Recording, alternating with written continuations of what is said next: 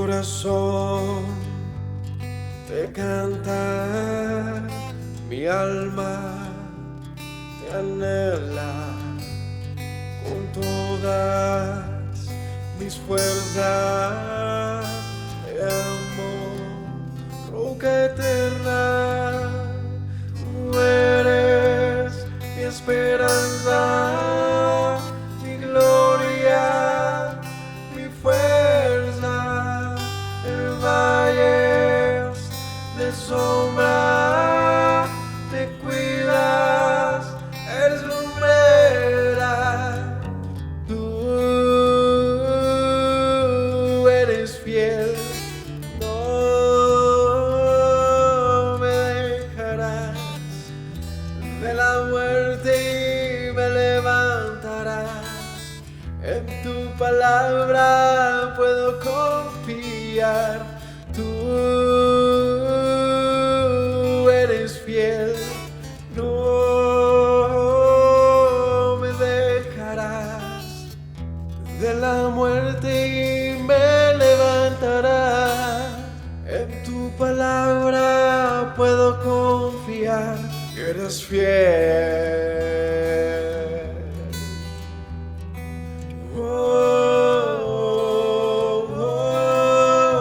Mi corazón te canta, mi alma te anhela con todas mis fuerzas.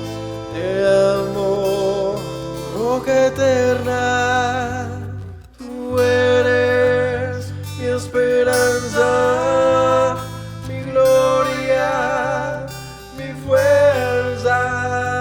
En valles de sombra te cuidas, eres lumbrera. Tú eres fiel, no me dejarás. De la muerte y me levantarás. En tu palabra puedo confiar. Tú eres fiel, no me dejarás. De la muerte y me levantarás. En tu palabra puedo confiar. Eres fiel, eres fiel. Tú eres fiel, no me dejarás. De la muerte y me levantarás. En tu palabra puedo confiar. Tú eres fiel, no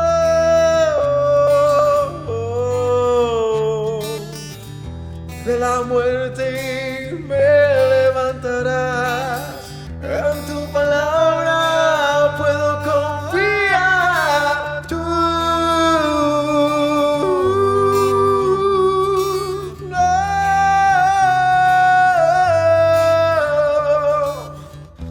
de la muerte y me levantarás.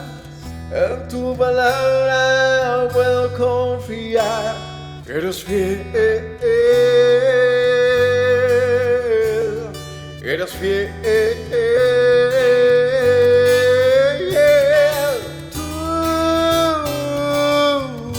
eres fiel, no me dejarás. De la muerte y me levantarás. En tu palabra puedo confiar.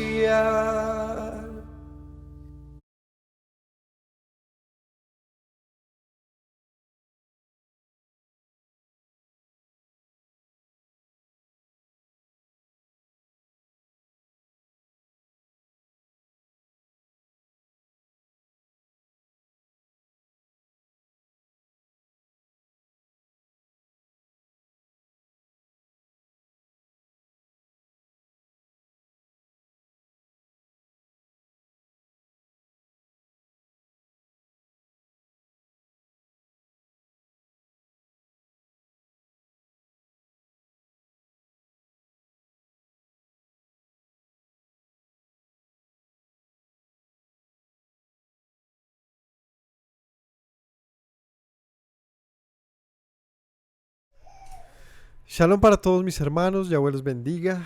Bienvenidos un viernes más a una enseñanza de inicio de Shabbat con el estudio de los Salmos. Hoy veremos el capítulo 82 de los Salmos, un salmo bien extraño, la verdad. Creo que es prácticamente el único que se presenta de esa manera. Por lo tanto, pues tenemos un comentario que también nuestro maestro Yeshua lo refirió. Es un pasaje que tiene una cita relacionada con Yeshua. Así que vamos a ver de qué trata este pasaje. Es un pasaje que puede ser polémico desde varias maneras de verlo. Así que sin más vamos a arrancar. Que el Señor nos dé sabiduría. Padre Celestial, te doy gracias por esta noche, Señor, la oportunidad que nos brindas de estudiar, de aprender, Señor, de conocerte y de descansar, Señor. El día de reposo que nos brindas, bendice a todos los que nos oyen, Señor, los que nos acompañan en estas enseñanzas, que tu palabra llene sus corazones. Te lo ruego en el nombre de Yeshua. Amén. Bueno, vamos al capítulo 82 del libro de los Salmos. Allí arranca así. Salmo de Asaf. Dios está en la reunión de los dioses. En medio de los dioses juzga. ¿Hasta cuándo juzgaréis injustamente y aceptaréis las personas de los impíos? Defended al débil y al huérfano. Haced justicia al afligido y al menesteroso. Librad al afligido y al necesitado, libradlo de mano de los impíos. No saben, no entienden, andan en tinieblas, tiemblan todos los cimientos de la tierra. Yo dije, vosotros sois dioses, y todos vosotros hijos del Altísimo, pero como hombres moriréis, y como cualquiera de los príncipes caeréis. Levántate, oh Dios, juzga la tierra, porque tú heredarás todas las naciones.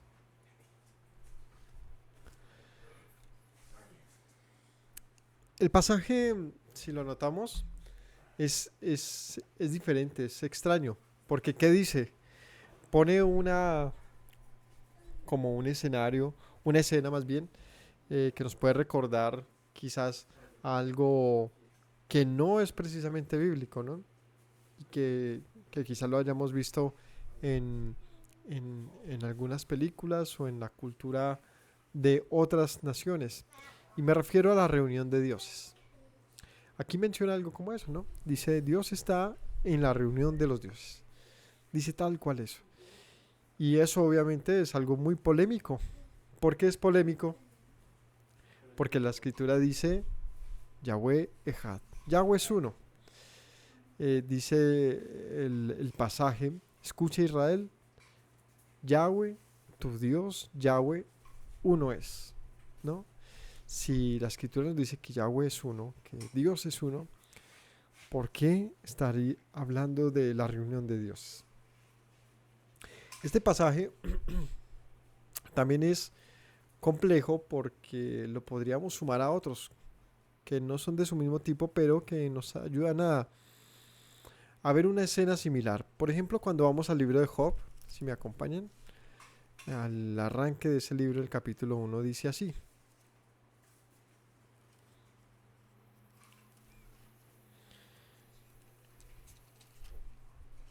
En el libro de Job dice, en el capítulo 1, en el versículo 6. Un día vinieron a presentarse delante de Yahweh los hijos de Dios, entre los cuales vino también Satanás. Y dijo Yahweh a Satanás, ¿de dónde vienes? Respondiendo Satanás a Yahweh, le dijo, de rodear la tierra y de andar por ella. Yahweh dijo a Satanás, ¿no has considerado a mi siervo Job, que no hay otro como él en la tierra, varón perfecto y recto, temeroso y apartado del mal? Respondiendo Satanás a Yahweh, dijo, ¿acaso teme Job a Dios de balde? ¿No le has cercado alrededor de él y a su casa y todo lo que tiene? Al trabajo de sus manos has dado bendición, por tanto sus bienes han aumentado sobre la tierra. Pero extiende ahora tu mano y toca todo lo que tiene y verás si no blasfema contra ti en tu misma presencia. Dijo Yahweh a Satanás, y aquí que está en tu mano, solamente no pongas, perdón, aquí todo lo que tiene está en tu mano, solamente no pongas tu mano sobre él. Y salió Satanás delante de Yahweh. Y ahí empieza la historia de Job, ¿no? Con todas las calamidades. Pero es curioso esto, ¿no? Porque ¿qué decía aquí? Un día vinieron a presentarse delante de Dios, delante de Yahweh, los hijos de Dios. Y dice entre ellos Satanás. En este pasaje que quizás es bien conocido, ¿no? Me refiero a la historia de Job. La presenta en un marco, pues, completamente también curioso y raro a lo largo de la escritura. Es decir, como la historia de Job, como es narrada, no es común verlo en la escritura. No es común que se narre la historia de una persona en un contexto del cual parte de la historia sea algo celestial. Me refiero, bueno, no celestial, algo más bien ajeno a este mundo, ¿no? Como en este caso está hablando de una escena tipo, y un día vinieron los hijos de Dios y se presentaron delante de él y empezaron a hablar acerca de Job. Eso no es normal en la Biblia. Lo que significa que también tenemos que decir muchas cosas acerca del libro de Job, pero para eso pueden encontrar en nuestro canal de YouTube una lista de reproducción del libro de Job verso a verso y pues ahí hablaremos de eso si lo desean conocer.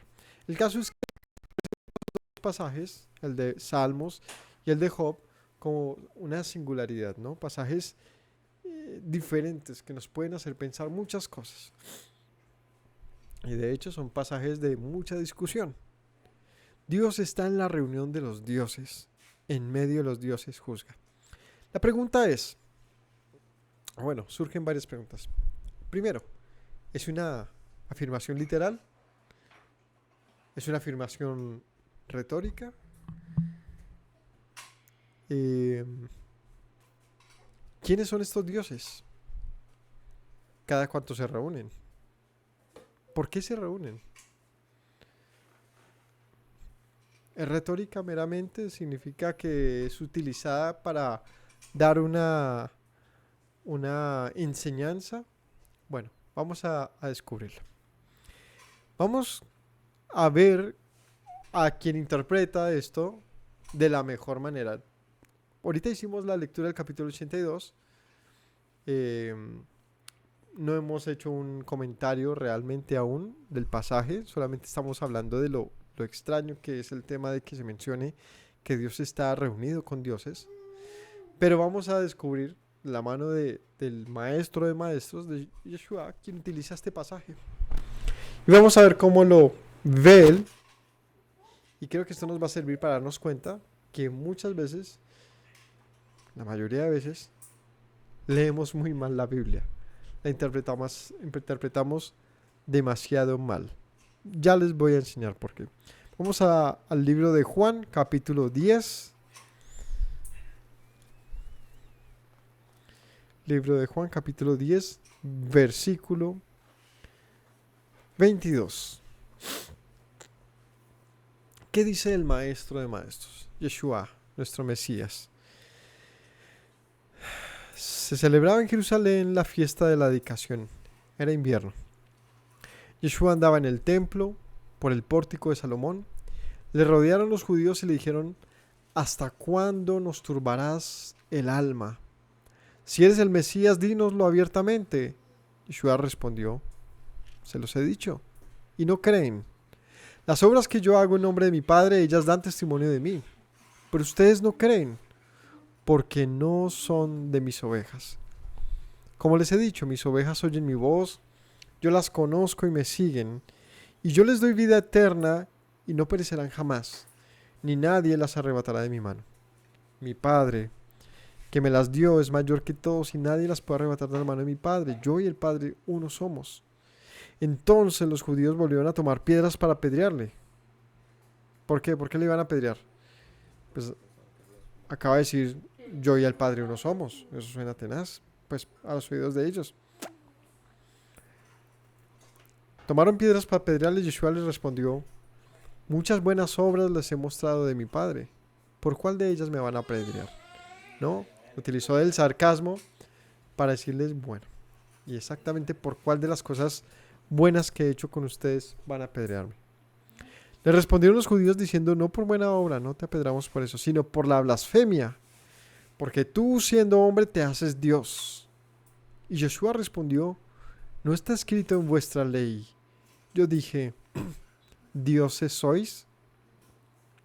Si llamó dioses a aquellos a quienes vino la palabra de Dios, y la escritura no puede ser quebrantada, al que el Padre santificó y envió al mundo, vosotros decís: tú blasfemas, porque dije: hijo de Dios soy. Ustedes me dicen que blasfemo porque dije que soy hijo de Dios. Si no hago las obras de mi Padre, no me crean. Pero si las hago, aunque no me crean a mí, crean a las obras, para que conozcan y crean que el Padre está en mí y yo en el Padre. Y procuraron otra vez prenderle, pero él escapó de sus manos. ¿Qué tal? Le dicen: tú eres un blasfemo. ¿Por qué? Porque dices que el Padre y tú son uno, o sea que tú eres Dios. Y él saca una carta magistral para demostrar que sí hay un problema con el término Elohim, con el término Dios. Que hay un problema de comprensión de lo que significa ello. ¿Por qué? Dice: Padre y yo somos uno. Ustedes les dicen: ¿tú te crees Dios? Y él dice: bueno, ¿no dice acaso la ley que ustedes son dioses? ¿Y cuál pasaje puede estar haciendo referencia? Pues el Salmo 82, porque es el único que dice eso. En toda la Biblia es el único pasaje. Ahora, habiendo dicho esto, ahora sí vamos a hacer el comentario del capítulo 82. Vamos a entender el tema puntual de lo que significa Elohim, entonces, o Dios. A ver, dice aquí: Dios está en la reunión de los dioses. En medio de los dioses juzga. ¿Hasta cuándo juzgarán injustamente? Entonces, en esa reunión, ¿no? Como que presenta la escena, ¿no? Un día estaba reunido el Señor con los dioses, los que juzgan, y les dijo: ¿hasta cuándo juzgarán injustamente y aceptarán las personas de los impíos? Defiendan al débil y al huérfano, hagan justicia al afligido y al menesteroso, libren al afligido y al necesitado, líbrenlo de la mano de los impíos. En el 6 dice: yo les dije: ustedes son dioses y todos ustedes hijos del Altísimo, pero como hombres morirán. Entonces, en este pasaje se están colocando dos actores, dos personajes particularmente. Uno es Yahweh, quien se presenta como un Dios, permítanme decirlo de estas maneras para que lo podamos entender, como un Dios superior. Y se presentan otros dioses, pero fuera de todo lo que pudiéramos pensar, no son dioses, digámoslo así, como deidades, como ídolos, sino se refiere a los hombres. ¿Y a cuáles hombres? Pues aquí viene él a leccionarlos, a reprenderlos, porque no están haciendo bien su trabajo. ¿Cuál trabajo? ¿De cuál trabajo se refiere? A los jueces. O sea que en este pasaje, de los dioses a los que hace referencia son jueces. En otra traducción, lo que podríamos hablar de jueces, ¿qué es? Pero otra palabra para referirnos a los jueces que se refiere aquí, ¿cómo les podríamos llamar? A los gobernantes, a los líderes, a los que tienen en su mano la autoridad para juzgar, para hacer justicia. En este pasaje, que eso es digamos, lo completamente extraño, se refiere a ellos como dioses. Y por lo tanto, pues tenemos que analizar por qué este pasaje llama a los jueces dioses. Bueno, lo primero que tenemos que hacer es analizar la palabra que se utiliza aquí para dioses. ¿Cuál es la palabra? Elohim. Dice aquí: Elohim está en la reunión de los Elohim. ¿Sí? Eso es como se traduce, digámoslo, utilizando los términos que originalmente están acá. Elohim, Elohim. La palabra Elohim ya lo hemos explicado en otras ocasiones, pero permítanme hacerlo una vez más. La palabra Elohim hebrea es una palabra que se utiliza principalmente para Yahweh, el Dios de las Escrituras. Pero es una palabra que que tiene mucho debate por su estructura gramatical, porque es una palabra que se utiliza en plural siempre. Bueno, perdónenme. Generalmente se utiliza en plural para referirse a nuestro Dios, al Dios de Israel. Se utiliza en plural habiendo singular para ella. La palabra singular para Elohim es Eloah, también es la palabra sencillamente el término el, significa Dios. ¿Por qué se utiliza entonces en plural acerca de nuestro Dios? La otra manera de utilizarse es en plural para referirse a los dioses, como en este caso dice, está reunido con los dioses, y aquí utiliza el término Elohim en plural. ¿Cómo sabemos que se utiliza en plural o en singular? Perdón, ¿cómo sabemos que se refiere a uno o a varios? Por el verbo con que se acompaña. Es decir, la palabra siempre está en plural, pero según la que le acompañe, el verbo que le acompañe, mejor dicho, otra vez, este sustantivo, Elohim, siempre está en plural en lo que estamos hablando. ¿Cómo sabemos que se refiere a uno o a varios? Por el verbo que le acompaña. Si ese verbo está en singular, se refiere a uno. Si está en plural, se refiere a varios. En ese orden de ideas, aquí dice Elohim está, no dice Elohim están. Dice está, se refiere a uno. En la reunión de los dioses, en medio de los dioses, juzga. Y en esta oración, en esta afirmación, en el texto hebreo, cuando se refiere a ellos, utiliza palabras en plural, por eso sabemos que se refiere a varios.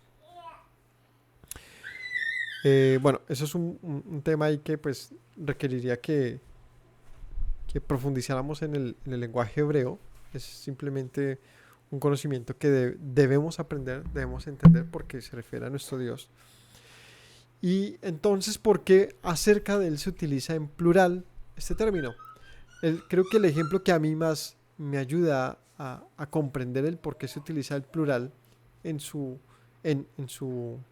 el Altísimo es el hecho de que, bueno, por un lado puede hacer referencia a que es un superlativo, es decir, al Dios de dioses, a que es uno grande, a que es el mayor, pero por otro lado simplemente es digamos, la profundidad de la palabra. Digamos, cuando la palabra hebrea para agua se pronuncia maim, también se pronuncia en plural. Y también cielos se pronuncia en plural. Pero cuando nosotros pensamos en el agua, en el cielo, es un único sustantivo, ¿cierto? No lo pensamos en plural. Pero cuando dimensionamos lo que es el agua, sí entendemos por qué la escritura lo traduce como las aguas, ¿no? Y es como la gran acumulación de ellas, como su cantidad, como su profundidad. Igual los cielos son inmensos. Desde ese punto de vista, si lo vemos no como el vasito de agua, sino los mares y los océanos, entendemos el por qué se puede utilizar en plural. De esa manera entiendo por qué el Altísimo, a nuestro Dios, se utilice generalmente como Elohim, como el Dios más grande, más poderoso, al Todopoderoso. ¿Qué pasa con el término Elohim? Que es un título que se utiliza principalmente para referirse a una autoridad principal, mayor de todas. Por lo tanto, se utiliza para nuestro Dios. Y él, cuando se refiere a otros, les dice también dioses, ¿no? No tendrán otros dioses. Este término Dios sí tiene un contexto muy cultural y muy acorde, digamos, que a la época. Para nosotros, para una persona común, ¿qué significa Dios? ¿Qué significa Dios? ¿Con qué lo relacionamos? Con una deidad, ¿cierto? Generalmente para todo el mundo Dios significa algo que está fuera de nuestro alcance, algo que es muy poderoso, ¿verdad? Un Dios.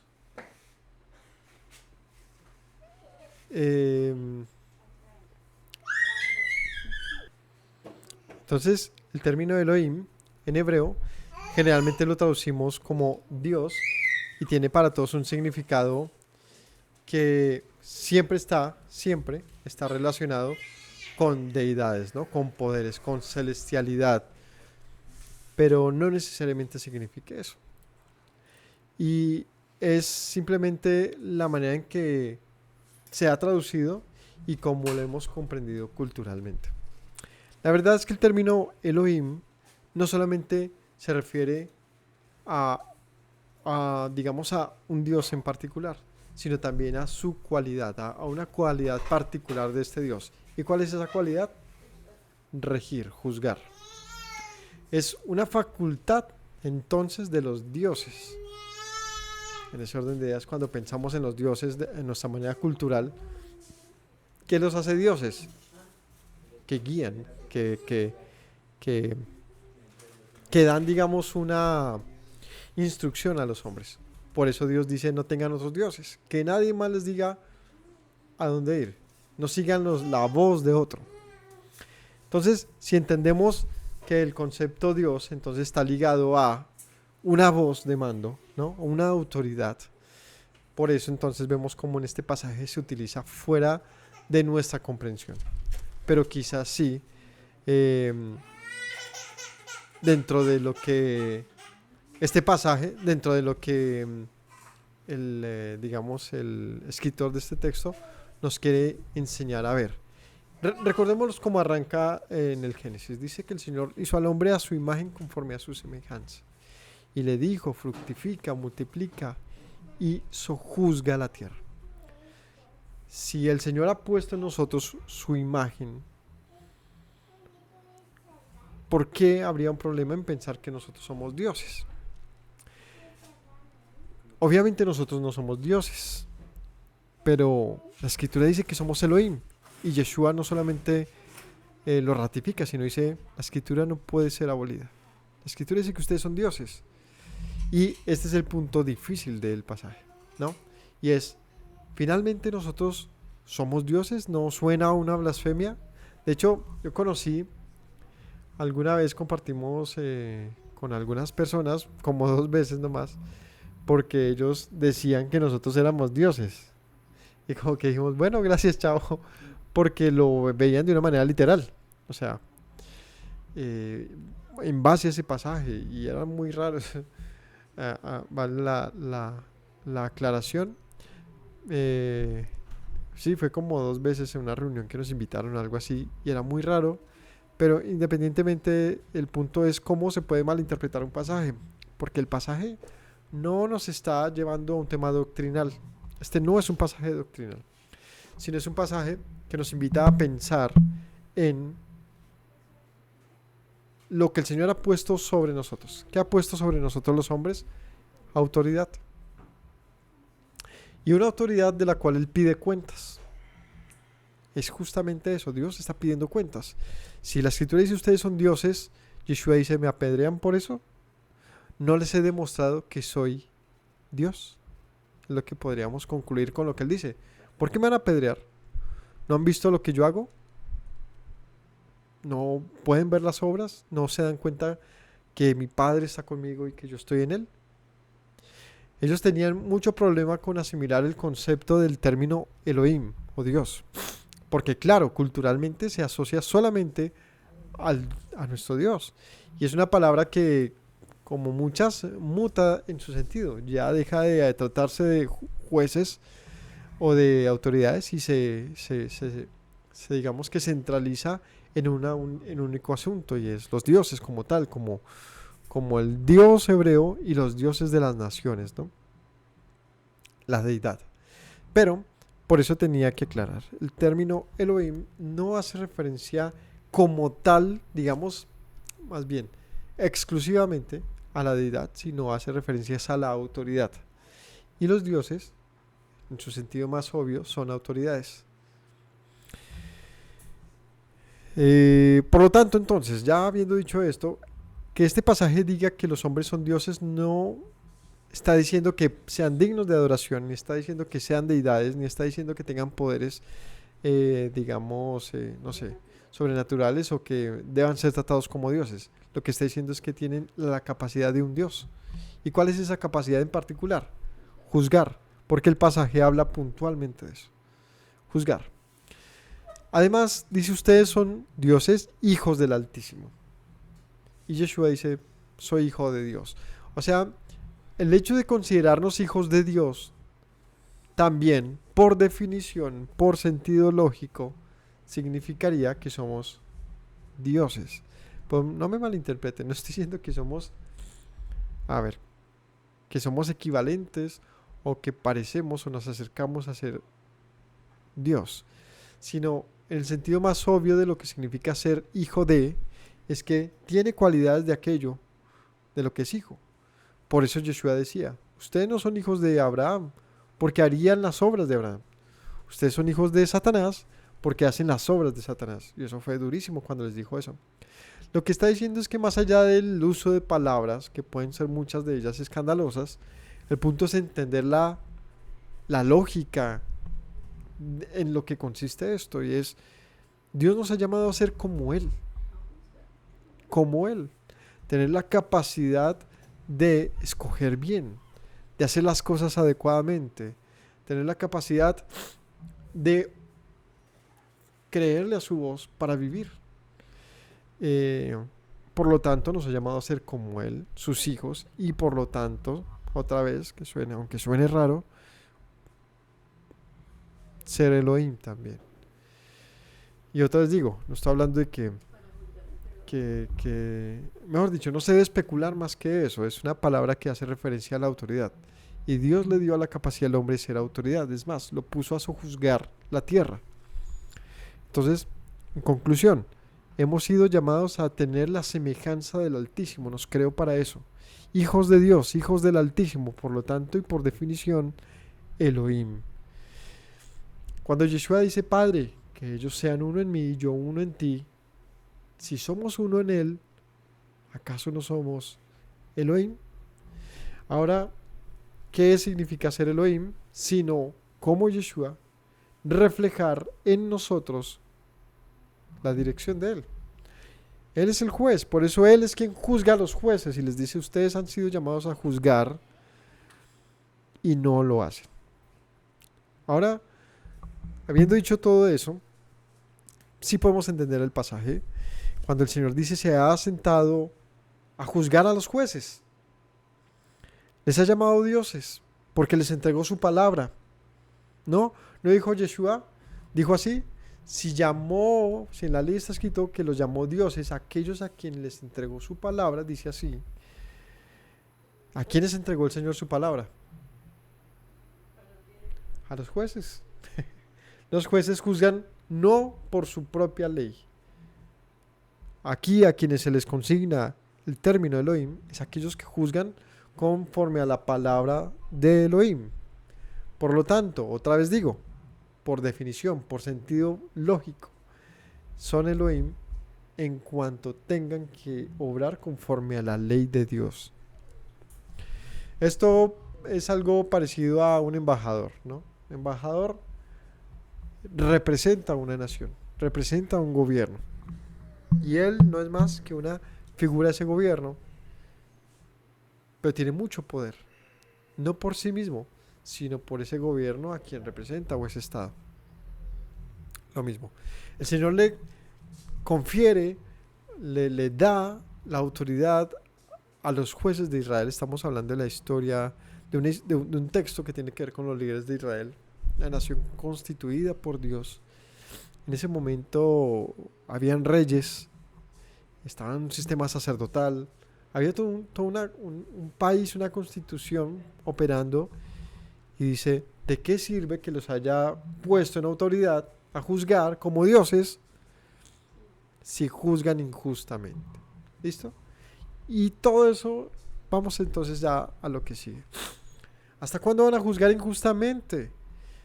Y aceptarán a los impíos. Más bien defiendan al débil, al huérfano, hagan justicia al afligido y al menesteroso. libren al afligido y al necesitado, líbrenlo de mano de los impíos.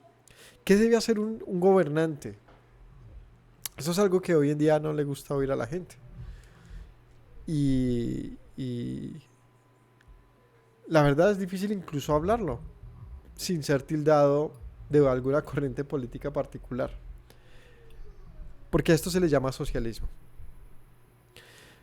El texto dice: defendan al débil, al huérfano, al menesteroso, al afligido. Los países que intentan poner procesos en los cuales se priorice al necesitado, generalmente se le llaman socialistas o socialdemocracias, o mejor dicho, eso hay de todo, pero lo que quiero decir es que no es la prioridad de un gobierno.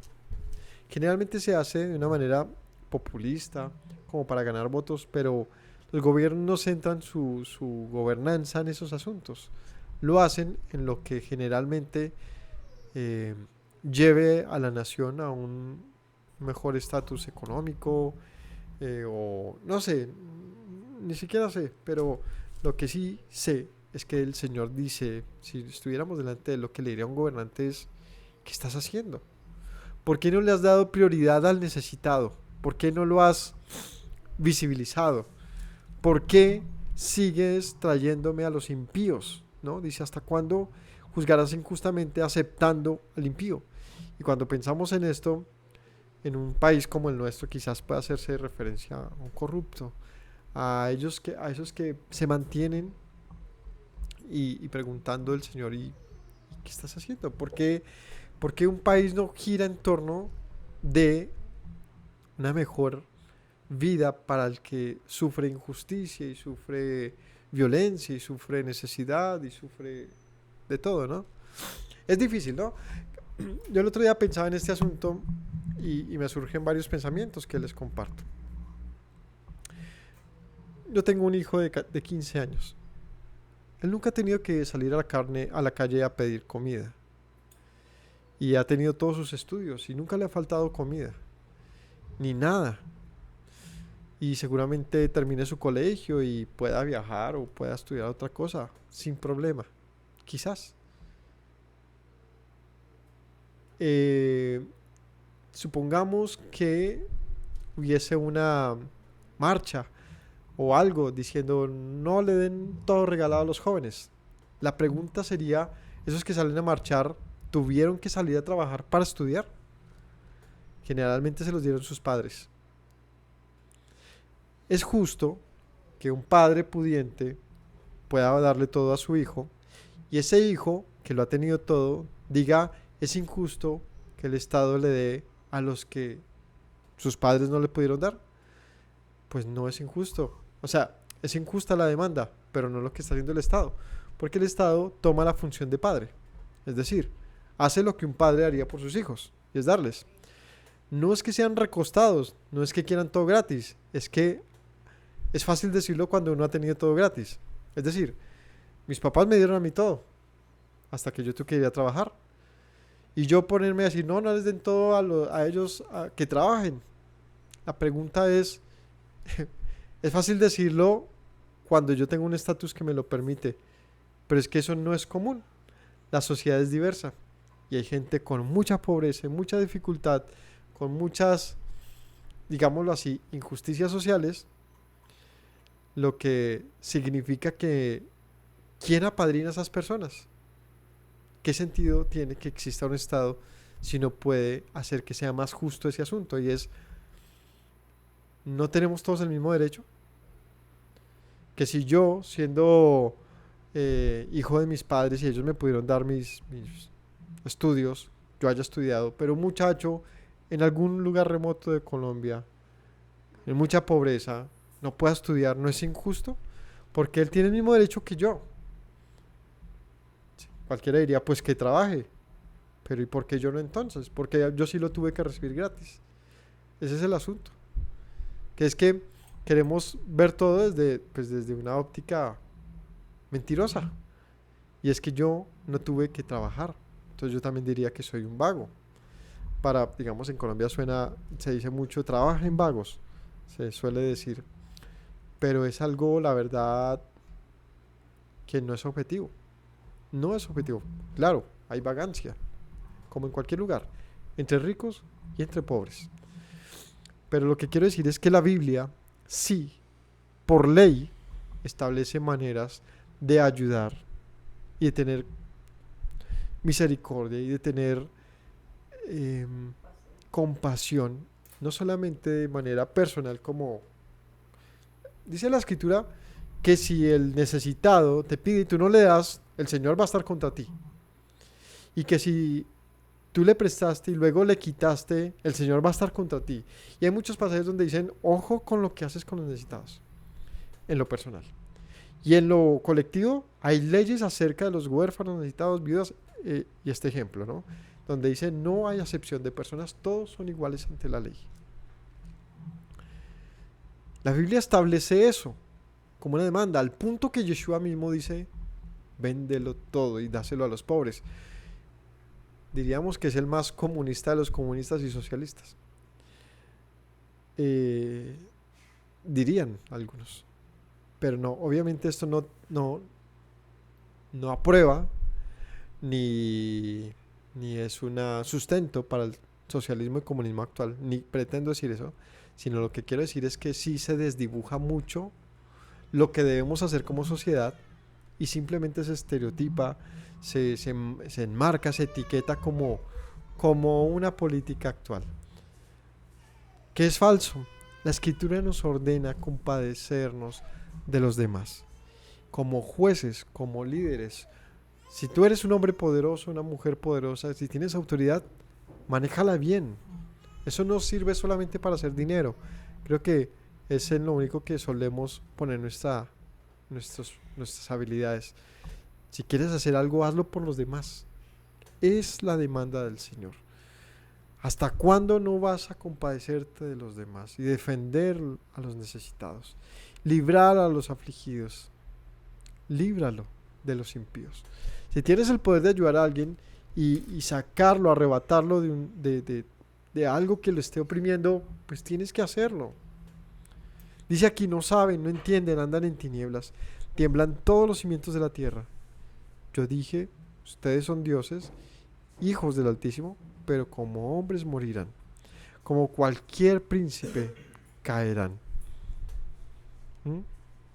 Siendo jueces, siendo la ley de Dios, siendo los poderosos que juzgan conforme a la ley de Dios, dice el Señor, pues como cualquier hombre van a morir porque no son dignos. No han juzgado conforme a mi ley, no han juzgado con justicia. No tienen el mérito. Son mis hijos, han sido llamados Elohim, pero como hombres caerán. Así que él termina diciendo, levántate, Señor, y juzga la tierra porque tú heredarás las naciones. Lo que está diciendo es, en conclusión, poner nuestra confianza en los hombres siempre va a ser un problema porque no es algo que tengamos certero, no hay nada en lo que podamos confiar acerca de los hombres. Pero nuestro Dios, dice el salmista, Señor, juzga tú los asuntos. Entonces, familia, dejemos de quejarnos de nuestros países, de nuestros sistemas. Yo creo que siempre es ahora y en cualquier momento lo que tenemos que hacer es nosotros, cada persona. ¿Qué tiene que hacer? ¿Rebelarse? No, lo que tiene que hacer es lo correcto. Usted ayude a los demás, cuide del necesitado, proteja al desamparado, comparta su pan, hágalo usted. No necesita un gobierno, no necesitamos políticas para eso. Para el amor, para el afecto, para la bondad, para la misericordia, no tenemos ninguna contrariedad. Tenemos que hacerlo, mis hermanos. Yeshua incluso nos dice a nuestros enemigos, háganlo, sean buenos samaritanos. Entonces, si Yahweh nos ha llamado Elohim, ¿qué tenemos que hacer? Fiarnos de todo corazón de su ley, andar conforme a ella y juzgar conforme a ella. Significa que no podemos doblegar nuestro brazo ante la corrupción, ante los sistemas de captación, o sea, las cosas que nos llevan a hacer lo que no debemos hacer. No debemos permitir que, habiendo el Señor puesto su amor, su nombre en nosotros se convierta simplemente en hombres y mujeres que no transmiten luz. Como él dice ahí, ¿no? Se volvieron tinieblas nomás. Si nosotros decimos conocemos al Señor, pues que nadie diga pues mentiroso. Que nadie tenga cómo quejarse de nosotros, sino que más bien seamos portadores de su luz. Entonces, mis hermanos, bíblicamente tenemos que hacer siempre lo correcto, y de esa manera entonces entendemos por qué el Señor nos llama jueces o Elohim, porque nos ha llamado a portar su nombre y juzgar conforme a su nombre todos los asuntos. De esa manera, el necesitado, el menesteroso, el afligido, pues tiene oportunidades, porque hay personas como tú y yo que podemos compartirle, ayudarle a salir adelante de su miseria. Así que, mis hermanos, es una llamado de la Escritura que no podemos obviar, no podemos dejar de lado, no podemos pensar que le toca a otro, o que es un asunto de política y de derechas, izquierdas, de socialismos y nombres que nos inventamos, que les ponemos estereotipos, nada de eso. La Escritura es sencilla y nos ayuda, nos invita a tener a nuestro prójimo siempre como superior, a tenerlo siempre en la mirada, que si yo crezco, que él crezca también, a mirarlo con misericordia, a mirarlo con afecto, a tratar de ayudarle a vivir. Que el Señor nos bendiga, nos enseñe y nos ayude a cumplir lo que su palabra nos instruye, para entonces iluminar en este mundo y ser diferentes. Que el Señor los bendiga a todos. Shabbat Shalom. Me presento nuevamente, mi Rey, mi buen Señor. Mis pasos se han desviado, necesitan dirección. En tu amor me he refugiado, Yeshua, pues así al Padre puedo hoy decir. Me presento nuevamente, mi Rey, mi buen Señor. Mis pasos se han desviado, necesitan dirección. En tu amor me he refugiado, Yeshua, pues así al Padre puedo hoy decir. Abba, Padre, Baruch atah, Señor Dios nuestro Rey de eternidad. Abba, Padre, Baruch atah, Adonai Eloheinu melech haolam.